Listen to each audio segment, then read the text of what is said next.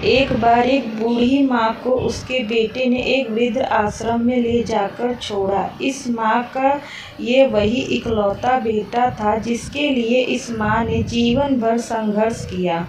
इस बेटे के लिए वो सब कुछ किया जो एक माँ को करना चाहिए या माँ कर सकती है, और आज भी अपने बेटे को किसी भी तरह की परेशानी ना हो इसीलिए आश्रम में रहने के लिए भी तैयार हो गई।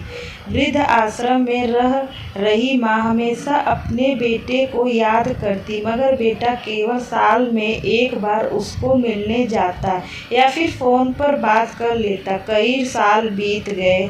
वृद्ध आश्रम से बेटे को एक दिन फ़ोन आया। उन्होंने कहा, बेटा जल्दी आश्रम में आके अपनी माँ से मिल लो, बहुत सीरियस है।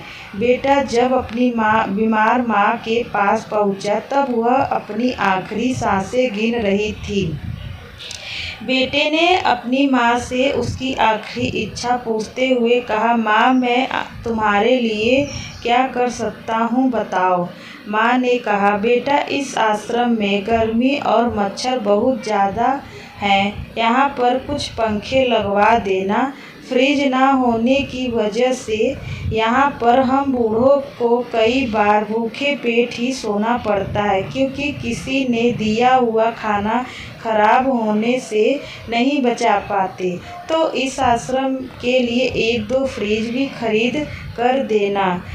बेटे ने अपनी माँ की सारी बात सुनी और अपनी माँ से पूछा, आपने इतने साल यहाँ पर निकाल दिए पर आपने कभी भी यह बातें मुझसे नहीं कही, और अब जब आपके पास टाइम नहीं बचा तब आप यह सब कह रही हैं, ऐसा क्यों माँ?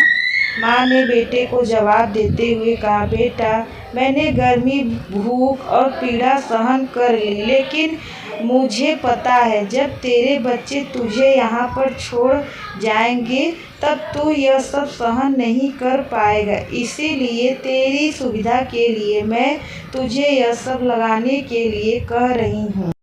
कहानी पसंद आए चैनल को सब्सक्राइब, वीडियो को लाइक।